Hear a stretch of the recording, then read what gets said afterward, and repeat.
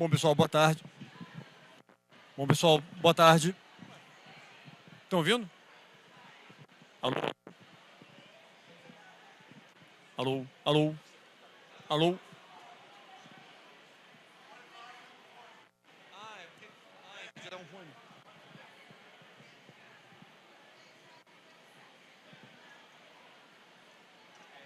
É, tradução simultânea, né?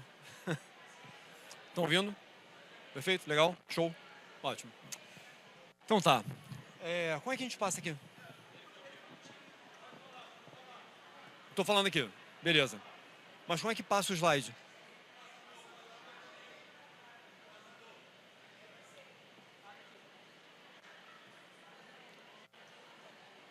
Obrigado. Pessoal, boa tarde. Eu me chamo Thiago Branquinho. Estou aqui com Rafael Matos e Leonardo Tuorto. A gente faz parte da Delta Thinkers. Vou falar um pouco aqui do nosso trabalho. Nossa missão aqui hoje é falar sobre sustentabilidade. Parece curioso, mas o ponto a gente tem uma jornada na segurança, uma jornada na sustentabilidade que já tem aí 10 anos. A Delta Thinkers nasceu de uma iniciativa que era uma incubadora de negócios sustentáveis. E ela se tornou a primeira mini fábrica do Rio de Janeiro. O que é essa mini fábrica, né? A gente produz qualquer coisa que você imaginar. A gente usa impressão 3D, corte a laser, CNC e outras técnicas de produção para criar o que você quiser. O ponto todo aqui a gente já tem, nesses 10 anos, mais de 500 clientes, milhares de peças impressas. O Léo vai mostrar alguns detalhes para vocês. E dentro dos nossos clientes nós temos aí, por exemplo, grandes nomes do mercado nacional, como Vale, L'Oréal e outros clientes que compõem esse nosso conjunto. A vida da Delta Thinkers hoje é materializar sonhos. Então, o nosso negócio é baseado na imaginação das pessoas. Bom,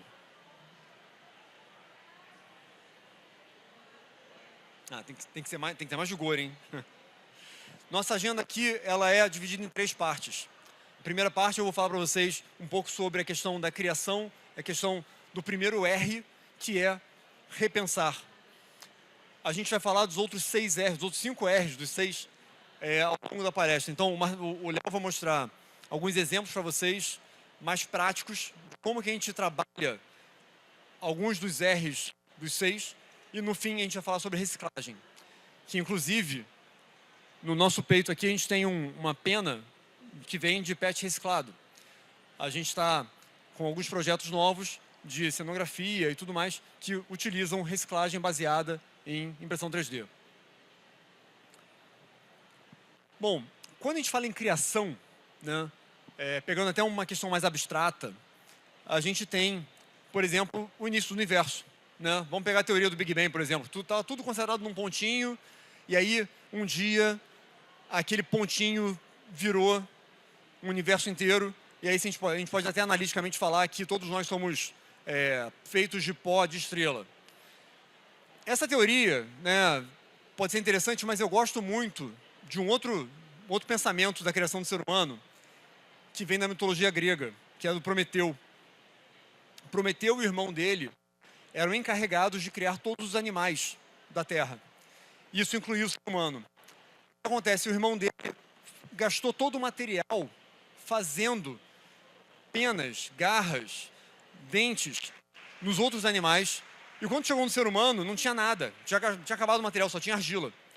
Então Prometeu chegou e falou, cara, eu vou dar um diferencial para esse bichinho aqui. Eu vou roubar o fogo dos deuses e vou entregar para o ser humano. E aí, com isso, ele foi punido, né? 30 mil anos de punição e tudo mais. A história, depois vocês podem pesquisar. Ele inclusive, está livre nesse momento, porque alguém ficou no lugar dele. Fizeram a troca de prisioneiros. Mas o ponto quando Prometeu trouxe para nós a chama dos deuses, ele nos deu não só o conhecimento e a sabedoria, mas ele trouxe para a humanidade a ideia da liberdade. Liberdade começou a liberdade da ignorância, de você não saber as coisas, você poder descobrir as coisas. Mas quando a gente fala de liberdade, a gente amplia o conceito para questões como liberdade de ir e vir, de ser, de pensar, expressar e criar, né? Então essa liberdade de criação, ela gera uma questão que é... Pausa dramática.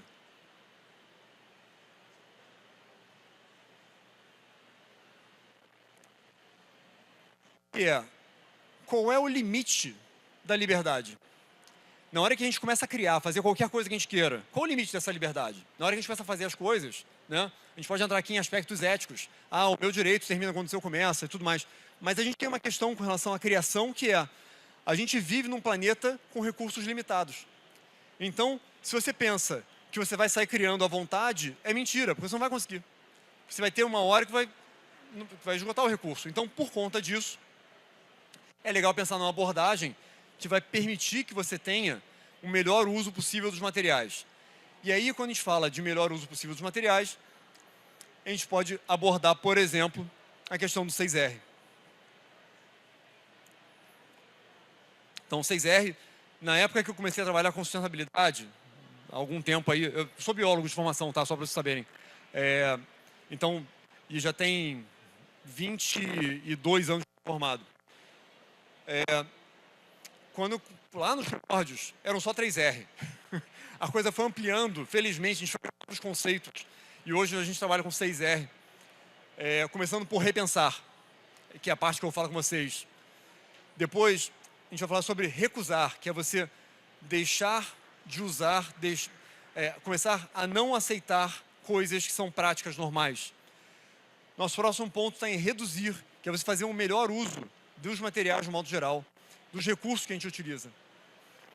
Tem a outra parte que é reutilizar, que é você fazer uma ressignificação daquele material para que você possa dar um novo uso e continuar usando aquele material. Quinto ponto é reparar, que é a capacidade de você ter algo quebrado, que é consertado e você continua utilizando. E por fim, se você não tem jeito, você vai lá e recicla. Vai ser a parte que o Rafael vai mostrar. Essa questão toda, vamos falar da parte de repensar, né? Quando a gente fala em repensar, é importante a gente pensar no seguinte: as coisas nascem no design. Então, o design que hoje é aplicado em muitos produtos é quebrado, ele tem problemas. Então, por exemplo, alguns problemas que a gente tem no design hoje, né? Itens irreparáveis, impossibilidade de upgrade, né? Você compra um computador, às vezes um notebook, você não consegue fazer upgrade dele. Materiais mistos que impedem que você faça algum tipo de uso futuro daquilo. Descartáveis, muito descartáveis. Lixo eletrônico de um modo geral. Embalagem de uso único, que acaba casando também com os descartáveis, né? Vamos lá, eu preciso chegar na última linha, que é o que me conecta com o próximo slide. Vai chegar. Gente. Mobiliário é um problema. Vocês já pararam para pensar? Lá em casa a gente troca muito pouco sofá, mas outro dia eu troquei o sofá. E aí, pensa, o meu sofá foi para o condomínio. Tinha uma área lá no condomínio, eu doei o meu sofá para o condomínio. O sofazinho que tinha ali no condomínio, todo quebrado, foi para algum lugar. E certamente ele um dia vai parar num aterro sanitário e ocupa volume, né? O mobiliário hoje é um ponto que é muito complexo, porque você tem metal, madeira, tem itens não recicláveis, você tem pontos que são bem difíceis. Itens de propósito único, isso aqui às vezes, né, a gente pensa num crachá, por exemplo, né? Aqui tudo bem, a gente tem muitas coisas recicláveis, mas às vezes você tem uma camisa que é só para aquilo, né? E, por fim, mas não menos importante, a gente tem a parte, a desperdício de energia e, por fim, a obsolescência programada. A obsolescência programada é algo que aperta a gente pra caramba. Quando a gente fala de celular, principalmente, hoje, você pega os novos celulares, os fabricantes estão dando garantia de que você vai ter atualização por X anos. Para você saber que aquele negócio não vai ter obsolescência programada, como era no início dos anos 2000, que o celular durava ali um ano e meio e olha lá, né? Então, as coisas estão começando a ser repensadas desse modo. Inclusive, tem um exemplo muito legal para combater a obsolescência programada, que é o pessoal da Framework. Eles fazem computadores que você compra uma base e você pode montar diferentes componentes. Você troca teclado, você troca GPU, você troca capacidades gerais de layout. Tem um monte de coisa interessante que você consegue fazer e chegou um momento que você precisa de mais capacidade, você troca o módulo da CPU e pronto. Então o upgrade é muito fácil. E mais, eles pegam a peça que você está descartando para poder vender como remanufaturado. Então você tem um ganho nisso aí, porque você consegue colocar outras pessoas para usar um computador que para você não é mais útil, mas outra pessoa pode querer usar.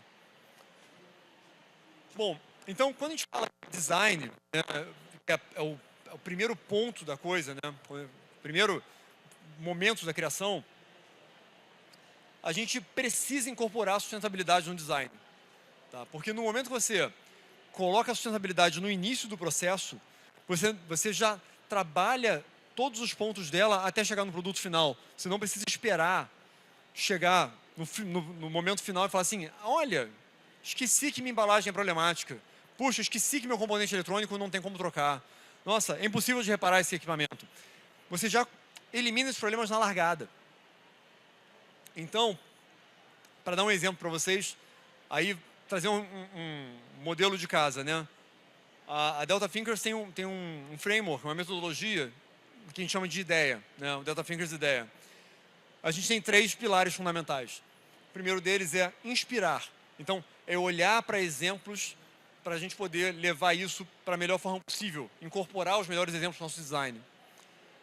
Desenvolver, o segundo pilar, que coloca a capacidade de deixar todo mundo livre para testar a melhor forma de executar algo. E, por fim, a gente vai para a parte de aprovação, em que você vai ter uma prototipagem mais direcionada, você vai validar o produto final para poder colocar em execução. Né? Lembrando que nós somos uma mini fábrica, então às vezes a gente faz um protótipo, faz um pedacinho, às vezes a gente faz 2.000, 3.000 peças de algo. Né? Então, nesse sentido, tem uma matriz que a gente trabalha e que a gente resolveu trazer para cá para mostrar para vocês, que é, para cada momento da nossa execução, então seja ela na inspiração, no desenvolvimento ou na aprovação, a gente pode ter referências e pode tocar aspectos ambientais, sociais e econômicos. Então, por exemplo, a gente pode se inspirar na natureza, e o Rafael vai falar um exemplo disso daqui a pouco. A gente pode procurar soluções que promovam inclusão e bem-estar social e influenciar os nossos designs, os nossos clientes a terem operações de longo prazo, com partes restauráveis, partes reparáveis, reciclagem e tudo mais. Tá? Então isso aqui é uma forma que a gente tem de abordar essa coisa, de repensar como criar o material, como criar os materiais. Bom, vou passar agora para o Léo, que vai continuar alguns R's para vocês, vai mostrar alguns exemplos muito legais sobre o que a gente tem feito. Léo. Boa noite, pessoal, tudo bem? Então, eu vou começar pelo primeiro R, o recusar.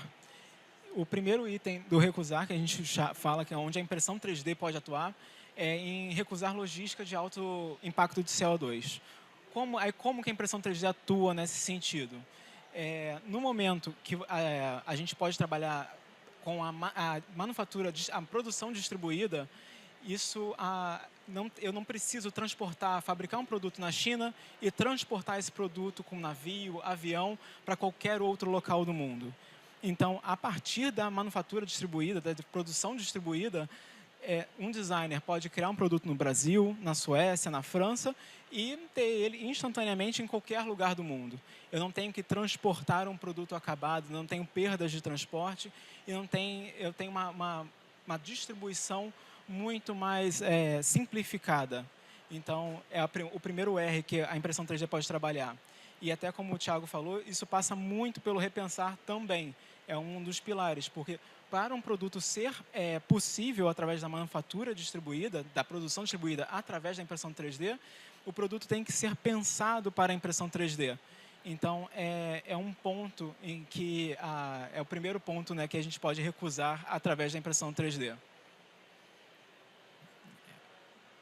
Realmente, o Thiago tem um ponto. Foi. O segundo ponto que a gente pode recusar é materiais de alto impacto de CO2. Eu não sei se vocês sabem, mas um dos materiais mais comuns para impressão 3D é o PLA. Ele é um plástico, o ácido polilático, ele é um plástico derivado de fontes renováveis, cana-de-açúcar, milho, e esse material biológico passa por um processo e ele é transformado em um polímero. E um polímero biodegradável, compostável e amigável à natureza, né, de certa forma.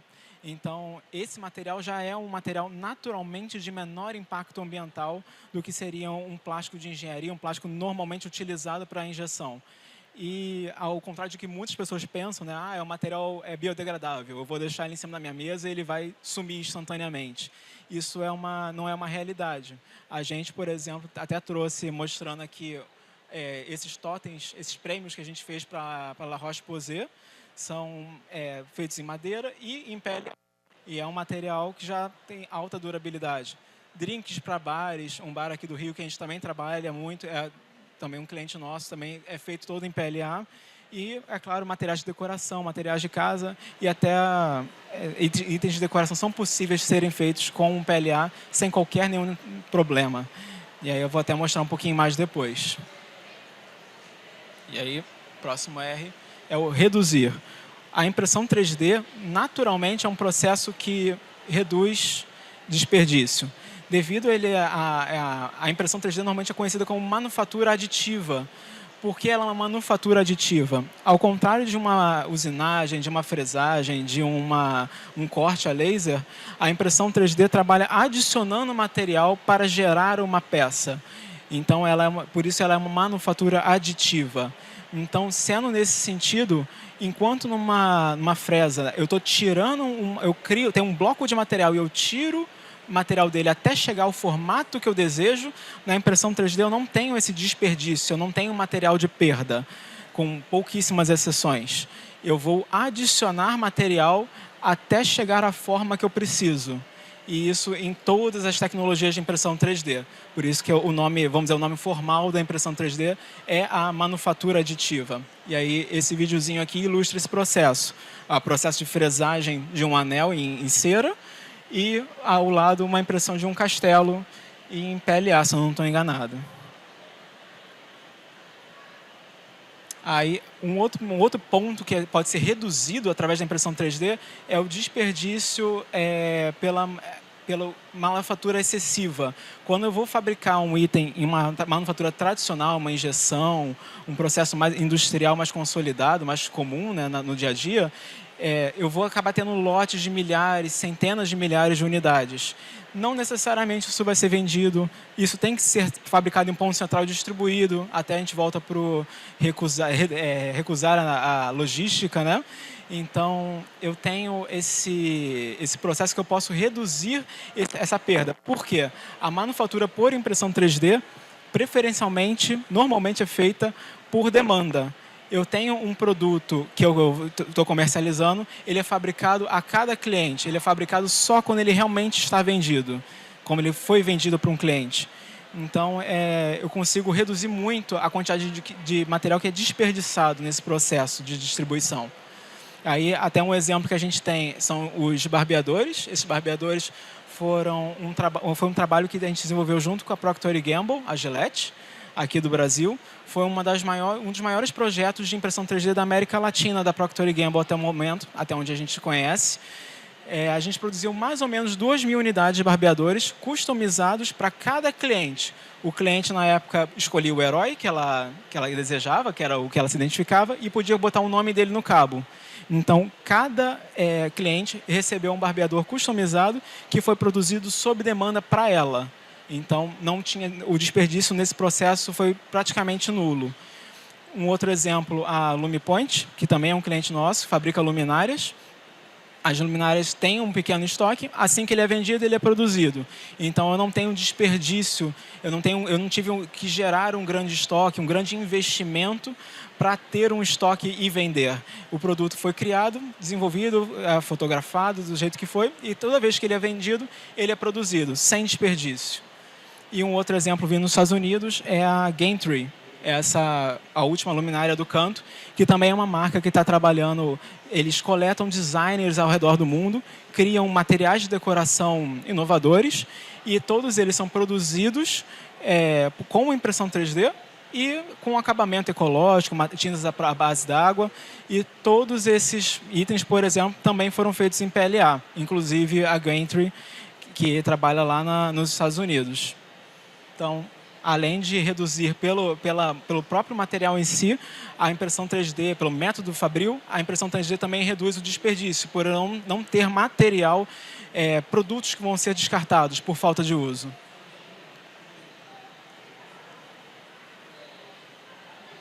Um outro mercado que utiliza muito a impressão 3D, que também já trabalha há décadas, né, desde o início, com a questão da redução de desperdício, é a indústria joalheira. Afinal, ninguém quer desperdiçar ouro, ninguém quer desperdiçar prata. Então, a indústria joalheira já trabalha desde a década de 90 com impressão 3D. E a gente, desde 2014, desde 2016, mais ou menos, um pouquinho depois a gente começou, esse nosso setor joalheiro, a gente já trabalha com a parte de joalheira em impressão 3D. A gente imprime uma matriz em resina e essa matriz passa por um processo de fundição e vira ouro, prata, qualquer material em metal precioso. Então, toda joia produzida, uma boa parte da joalheria já funciona assim. Mesmo as grandes marcas funcionam dessa exata forma. Então, eu não tenho nenhum excesso de estoque. Tudo que é produzido, eu tenho uma vitrine e o material guardado. E quando isso é vendido, é produzido novamente. Quase toda a joalheria trabalha assim, e até para alguns outros processos, como, por exemplo, aqui no meio, eu tenho uma peça que a gente produziu junto com a doutora Natasha. Ela estava alocada no Museu Imperial, lá de Petrópolis, e era necessário fazer a restauração de um livro da Princesa Isabel. Então, essa peça foi impressa em 3D, através de um processo de joalheria, né? Ela foi transformada em prata e restaurada. Então, sempre com produção sob demanda, sem nenhum excesso. E aí a gente passa para a reutilização, né? Como é que a impressão 3D pode atuar na parte de reutilizar, né? O primeiro reuso, né, que a gente apresenta é a parte de arte, porque a impressão 3D tem muito pouco resíduo, mas os resíduos que a gente tem, a gente pode transformar. Tem o artista Alexandre Pinhel, que está até prestigiando a gente hoje. A gente tem uma parceria com ele. Alguma parte dos nossos resíduos ele já coleta e ele trabalha criando objetos de arte, que já foram expostos no Museu da Light, Museu da Justiça, em diversos locais. E aí ele consegue trabalhar com o nosso material, tanto termoformando ele, derretendo e transformando de arte, quanto material, outros tipos de materiais, mas resinas, que são ainda irrecicláveis. Mas aí ele trabalha transformando, né, o que seria um resíduo em arte. É claro que também uma outra forma de utilizar a impressão 3D para o reuso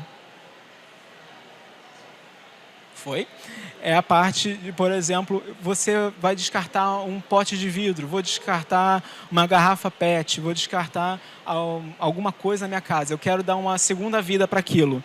Todo mundo tem aquela mãe que transformou o pote de margarina, pote de manteiga... Não, requeijão, obrigado. O pote de requeijão e um pote de água. Mas eu quero transformar numa canequinha. A impressão 3D pode ajudar nisso. Eu quero transformar em um pote de planta, com mais design, com mais estilo para minha casa. A impressão 3D a gente pode trabalhar, por exemplo, criando peças para dar uma segunda vida para itens do dia a dia. Até durante as enchentes que tiveram no Rio Grande do Sul, muitos youtubers, muitos influencers trabalharam utilizando garrafas PET para criar flutuadores. Então, eles reutilizaram garrafas PET utilizando acessórios impressos em 3D para criar flutuadores para as pessoas, para remover os animais. Então, a impressão 3D pode atuar nesse reuso de objetos do cotidiano e dando um novo significado a eles, né? Tanto no sentido decorativo, quanto no sentido funcional. Outro ponto de reuso também, que parte muito do que o Thiago falou, do repensar, é o de eletrônico. Aqui a gente tem, todos os 3 produtos foram desenvolvimentos nossos. Eu tenho ali um drink que a gente criou para o Buzz Bar, um sistema educacional para auxílio de educação para crianças autistas, e aqui eu tenho um controlador de fita LED. Os 3 itens, na realidade, compartilham um conjunto de itens eletrônicos muito similar. Quando eu penso desde o início na fabricação desses itens, eu posso explorar módulos parecidos e quando eu posso querer transformar um produto em outro. Eu não tenho mais, esse produto saiu de linha, não precisa ser mais usado, vai ser descartado. Eu posso reutilizar as peças dele, eu posso reutilizar módulos dele para criar outro produto eletrônico. Até é um jeito de combater, né, até o próprio descarte eletrônico, porque é um lixo que é muito difícil de ser reciclado. E através, claro que não só da impressão 3D, mas de toda uma mudança de pensamento, a gente pode pensar em dar uma nova vida para itens que seriam descartados. E esse movimento, né, de reuso de eletrônicos, ele é muito derivado do movimento maker. O movimento maker fomentou, né, além da própria impressão 3D, fomentou o nascimento do movimento maker, movimento DIY, né, de desenvolvimento de itens eletrônicos por conta própria, popularizou ferramentas de programação, módulos eletrônicos e além da própria impressão 3D. Então, esse movimento ele possibilitou, né, a criação de um mercado eletrônico muito extenso, onde você tem módulos, eu tenho peças e além do conhecimento distribuído, para que seja possível a gente reutilizar componentes eletrônicos sem tanta complexidade. Um último item, que é o reparar. Muitos itens muitos objetos industriais, muitos projetos não tem mais, podem estar funcionando perfeitamente, mas, por exemplo, quebrou um pedaço de um painel, quebrou um suporte de uma peça, quebrou o botão que regula o gás, por exemplo.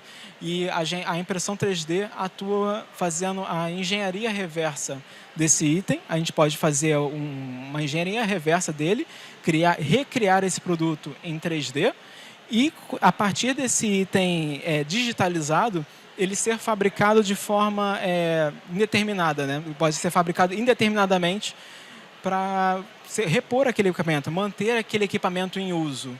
E isso é uma aplicação muito valiosa, né, para o mercado atual, porque muitas vezes a gente tem equipamentos que estão funcionando, que operam normalmente, mas um acabamento quebrou ou alguma peça que o fabricante não trabalha mais, partiu, quebrou, não tem mais, o fabricante não fornece. Você vai descartar um equipamento que muitas vezes é de alto custo, ou você vai trabalhar para reutilizar ele, fazer uma engenharia reversa e continuar esse equipamento em uso.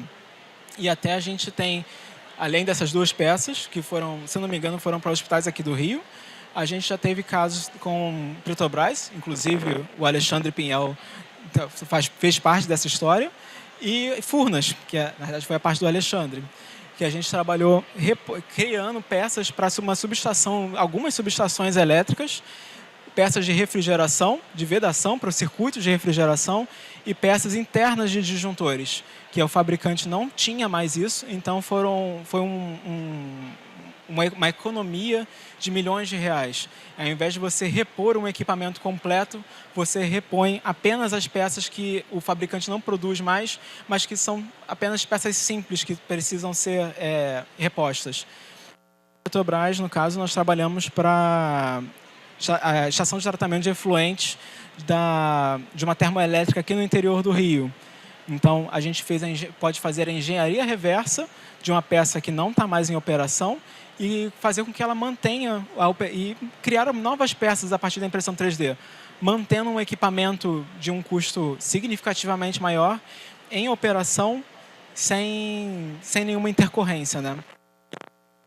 Interessante é que, inclusive, as peças que a gente fabricou acabaram tendo performance igual, idêntica ao industrializado.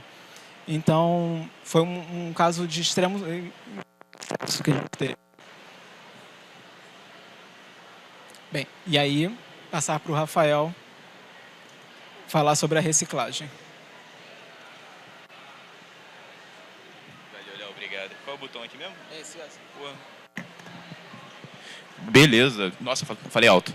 Deixei todo mundo surdo. Provavelmente. Obrigado, Léo. Boa noite a todos aqui presentes. Eu vou falar da reciclagem, o último R. Meu nome é Rafael. Me apresentei no início. E esse botão... Vou falar da reciclagem, mas da reciclagem... Olá. Mas claro que da reciclagem aliada à manufatura aditiva, ou a impressão 3D popularmente conhecida. E para isso, quem conhece o Rei Leão? Todo mundo aqui assistiu o Rei Leão? Claro, né? Vamos usar o Rei Leão para explicar um pouquinho da importância da reciclagem, ou até mesmo o porquê da reciclagem, o que é reciclagem. Acho que, para mim, pelo menos, a mensagem que o Rei Leão mais me passou foi essa do ciclo sem fim, o ciclo da vida, né? Que, apesar de todas as adversidades, uma coisa certa é que a gente nasce, a gente cresce, se reproduz, ou não, e morre. Assim como tudo que é orgânico. Mas e o plástico? Eu nunca vi um pé de poliestireno, uma árvore de poliuretano, um arbusto de PET. Nunca vi. Porque nós criamos o PET. Nós criamos o plástico. Então, se nós criamos o plástico, é nossa responsabilidade, né? E ele precisa, para fazer esse ciclo que a gente está falando aqui, esse ciclo que nós naturalmente fazemos, ele precisa de um empurrãozinho, né? E a maioria dos plásticos, a grande maioria dos plásticos, precisa fazer, na verdade, vários ciclos. Por isso a reciclagem, né? Tem plástico que vai fazer 7, 8, 9 ciclos até chegar ao seu potencial máximo de uso. Seguindo na temática do Rei Leão, cada um tem a referência que merece, né? Thiago trouxe aqui, prometeu, eu trago o Rei Leão, Hakuna Matata. Gosto muito, mas o Timão tá triste, Pumba também. Por que eles estão tristes, né? Uma outra música muito famosa é a do Hakuna Matata. Que, os seus problemas você deve esquecer. Isso é viver. Vou karaokê. Mas eu discordo. Eu acho que não tem que ser assim. Eu acho que a gente tem que resignificar isso. Agora estão felizes. E por que não? Os seus problemas você não deve esquecer. Isso sim é viver. Temos que aprender. Reforçando aqui, usando o Rei Leão de novo, que o plástico é a nossa responsabilidade. E sim, nós temos que reciclar. Reciclagem é muito importante. Bom, mas estamos falando da impressão 3D alinhada à sustentabilidade. E nisso, né, existem vários tipos de impressão 3D, de manufatura aditiva. A gente pode falar da SLA, SLS, a gente falar impressão em resina, impressão em pó, agora tem metal, enfim. Mas a gente está falando de impressão FDM, a impressão de termoplásticos, né? Que é a mais popular. Provavelmente todo mundo que está aqui ou assistindo a gente em casa já viu uma impressora FDM, a impressão de filamento fundido, né? Mas, explicando por alto como funciona, para quem ainda não sabe, ela é alimentada por um fio, né, de plástico, que é passado por um extrusor, e assim vai depositando material camada por camada. Mal comparando, é como se fosse uma pistola de cola quente high-tech. A pistola de cola quente tem a mesma ideia, né? É um tubinho que sai num bico de metal e vai fazendo uma linha. É assim que funciona.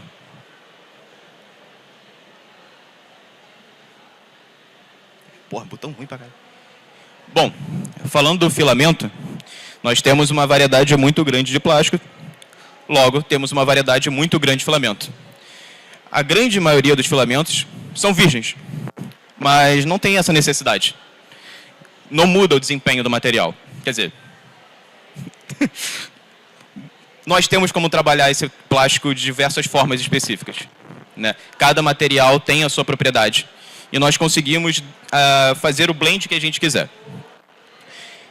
O foco aqui não precisa ser virgem, e isso ele pode ser de resíduos esses coletados das praias, por exemplo. Nós vamos ver mais à frente.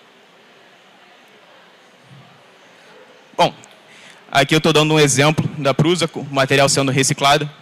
Ele primeiro, o resíduo é triturado, depois ele passa por um processo de secagem, querendo ou não, o plástico ele tem muita umidade, a umidade influencia. Depois ele vai fazer um blend desse material todo que foi triturado e seco, né? Você faz uma primeira extrusão para unificar aquele blend, né? Depois ele vai ser triturado de novo, atingindo grânulos menores, para aí sim a gente fazer a última extrusão e criar o fio final, né? Ele está passando ali sendo resfriado na água. E aí sim a gente faz o fio final, que ele é enrolado em carretéis. E aí nós vamos ter os rolos de filamento que nós compramos para utilizar nas impressoras FDM.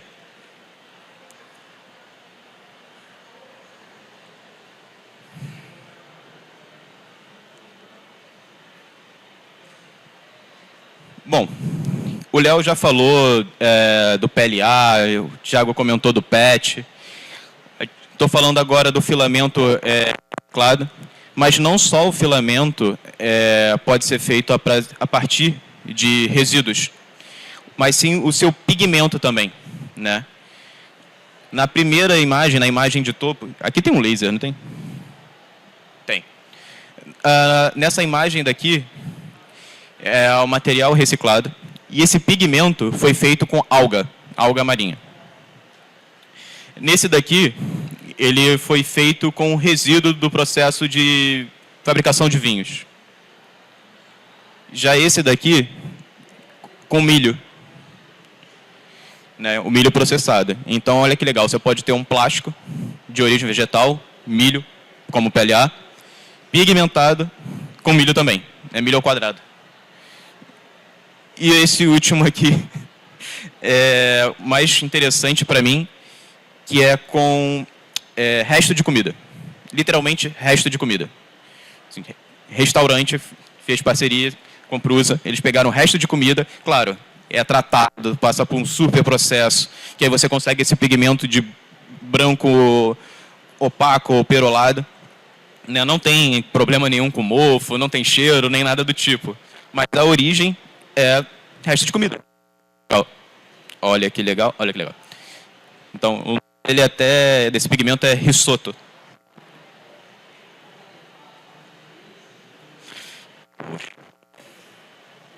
A qualquer momento. Sim que o controle... Muito obrigado. Bom, reciclagem com impressão 3D não é pior do que nenhuma outra. Né? Aquela famosa agrotec, a pop é tudo. Sim, é maneiro pra caramba. Então aqui eu trouxe alguns exemplos. Né? Como, por exemplo, a EcoAlf. É uma marca de roupa que fica em Milão. É muito legal que parte das roupas são com material coletado das praias. Né? Muita coisa com rede de pesca, materiais plásticos de embalagem. Eles usam na fabricação das suas próprias roupas. E seguindo essa ideia, né, valorizando a impressão 3D, eles fizeram as paredes, a decoração toda da loja impresso em 3D. Né? Aqui é o exemplo, uma parte de uma parede sendo impressa e toda a parede, essa mobília, tudo isso foi impresso em 3D. Tudo isso foi impresso em 3D, trazendo essa ideia glacial. Né? Quem fez foi a Nagami. Essa ideia glacial, falando e trazendo atenção justamente para essa questão da sustentabilidade, né, derretimento das geleiras e tudo mais.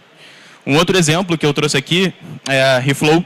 Ela também tem a mesma pegada, não tão voltada assim pela coleta do oceano, focam até mais um pouco na questão de resíduos e lixo da comunidade, mas eles também utilizam muito, e não só para fazer produtos, mas eles têm um estudo por trás muito interessante da identificação do material e encontrado, seja ele qual for, e como a gente pode reutilizar ou reciclá-lo.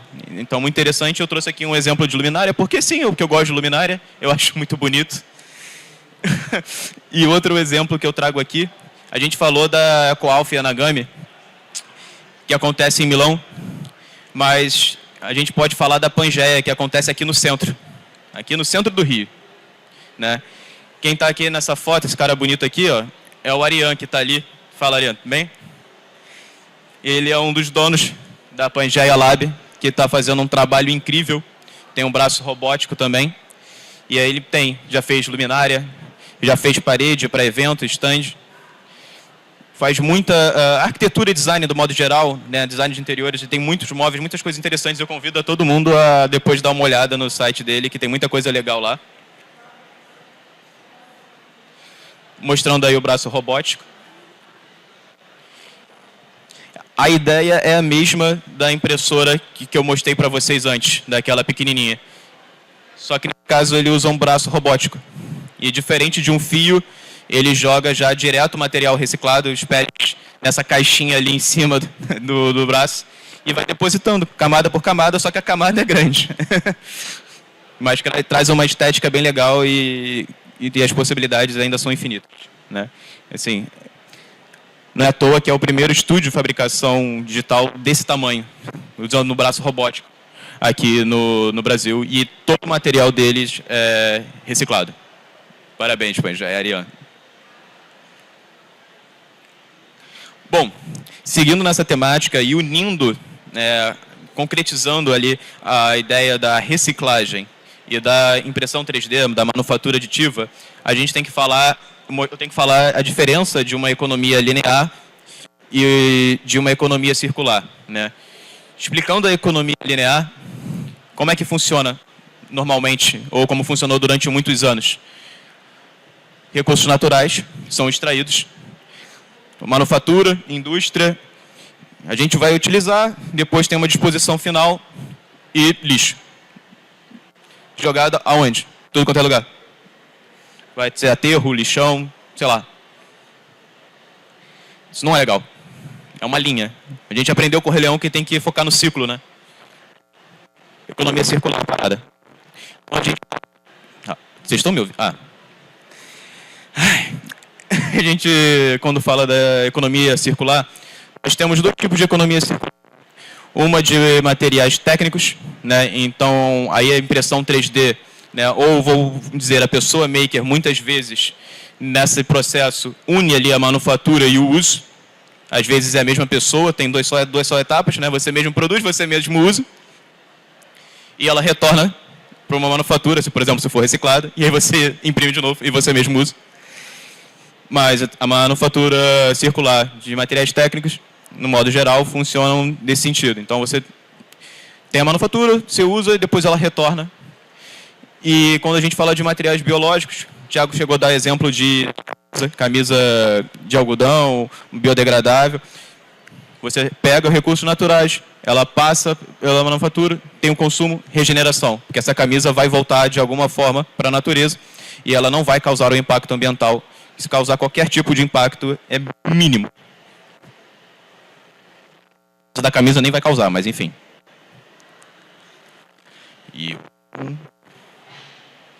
Ok. Agora eu vou dar aqui um exemplo para vocês, uma aplicação da economia circular que permite uma manufatura circular que está acontecendo. Tá? Então, o Thiago falou da peninha que a gente está carregando aqui. Eu vou dar um spoiler, mais para frente a gente vai explicar e mostrar a pena.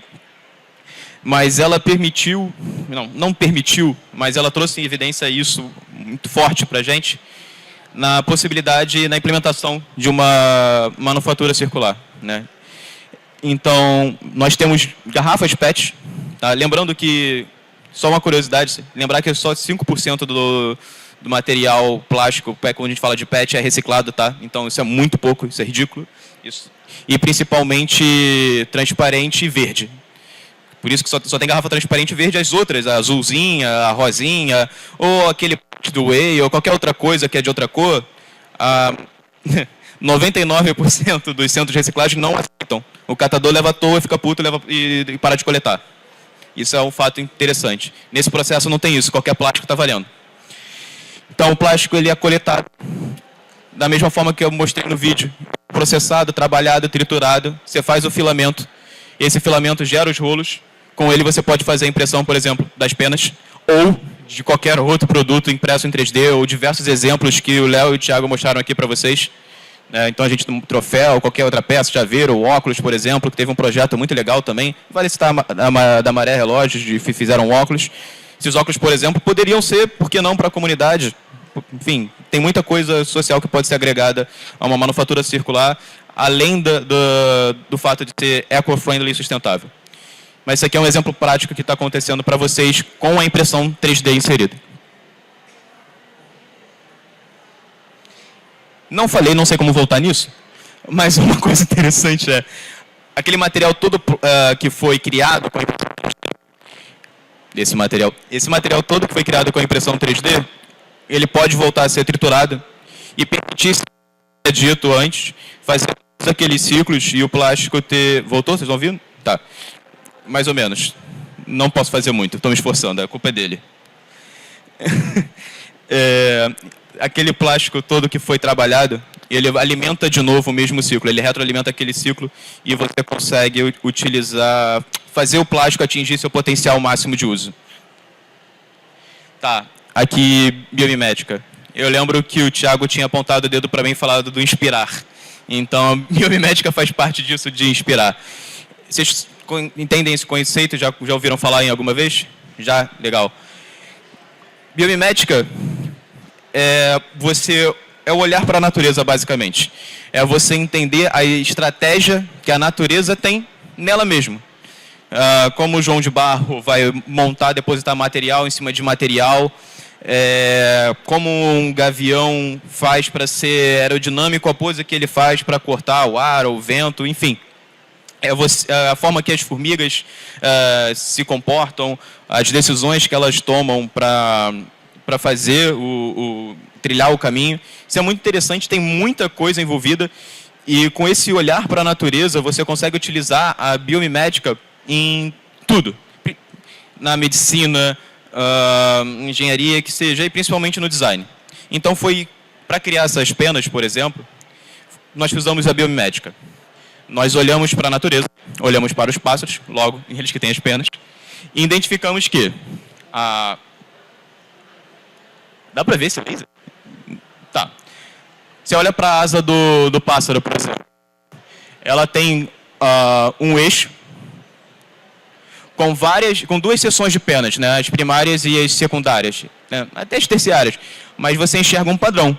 Um padrão esse que são de penas em sequência paralelas. Todas saindo de um haste, que é a própria asa do animal, a própria estrutura da asa. E aí vamos olhar para a pena. Vocês percebem que o padrão se repete?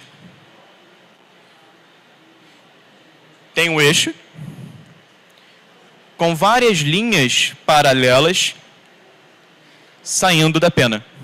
Esse eixo se chama hax, né? E essas linhas são as barbas da pena.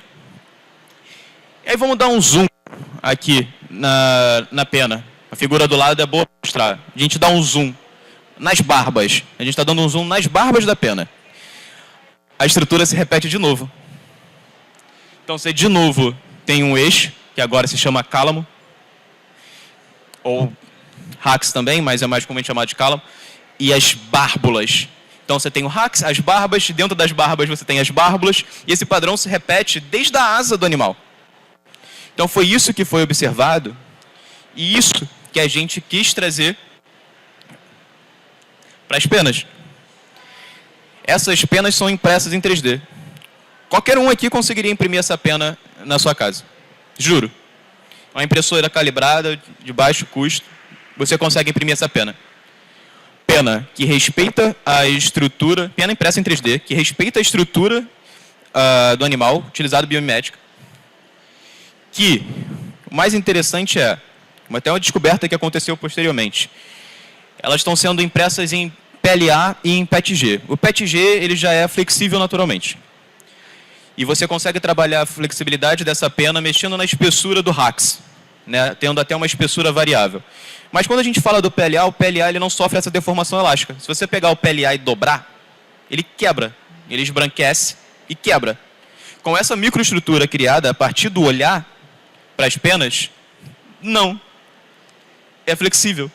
Você consegue pegar a pena e mexer com ela à vontade. Ela continua com balanço. Ou melhor, com uma parametrização, você consegue escolher não só o formato da pena, o desenho que ela quer. Se você olhar ali no Cocá, você vai ter uma pena triangular, uma pena maior do que a outra. Enfim, você consegue tanto trabalhar o formato, a silhueta que a pena vai ter, mas sim a espessura dela, o balanço que ela vai ter, a flexibilidade que ela vai ter.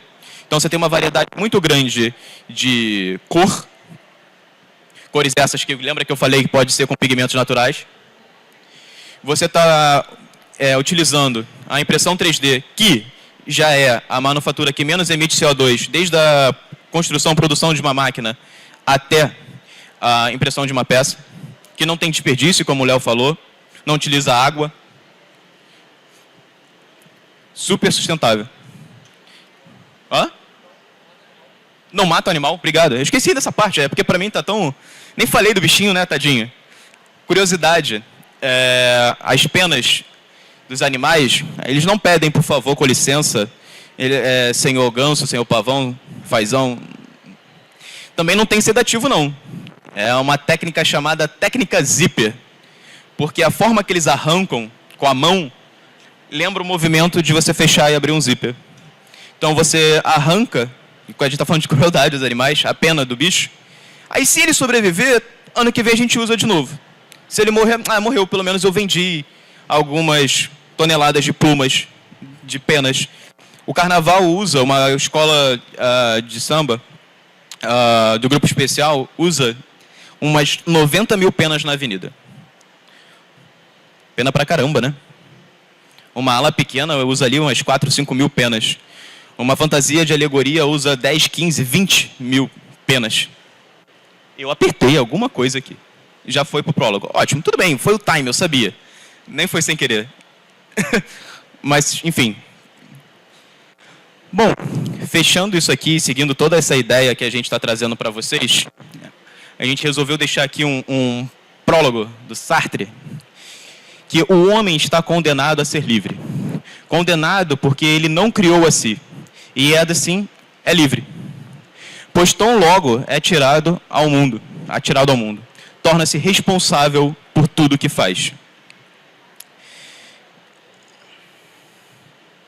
Então, sejamos livres de forma sustentável. Eu gostei muito dessa frase, foi até uma frase que o Tiago trouxe para mim, para uma viagem que eu tive, né, e que diz muito sobre o que a gente estava falando. Se, dizem, não sei, somos a imagem de Deus, e Deus é o grande Criador, e nós temos a liberdade, e como ele disse, seguindo a ideia de Prometeu, né, a chama, de criar, o mínimo que a gente tem que fazer é, utilizando esse poder de criação, inovação, a gente está aqui na Rio Innovation, é ter a responsabilidade sobre aquilo que nós criamos. Eu agradeço imensamente a vocês. Deixo aqui a foto dessas pessoas muito bonitas, principalmente o último, com os nossos contatos. Venham, levantam, por favor. Convido a todos vocês a conversar com a gente, quem tiver interesse, pode chamar a gente nas redes sociais, tá? Somos super acessíveis. Aqui embaixo, no andar de baixo, tem um stand em parceria com a Migança, aproveitando o momento para agradecer a Migança, o Wildon, a Ana pelo espaço, né, assim como o Clean Up the World. Então a gente tem um stand aqui embaixo, do lado do Speed. Quem quiser conversar com a gente, fique à vontade. E não fujam. Acho que a gente tem uma coisinha aqui para vocês, que eu quero dar um brindezinho para quem está aqui presente. Obrigado, gente. É isso.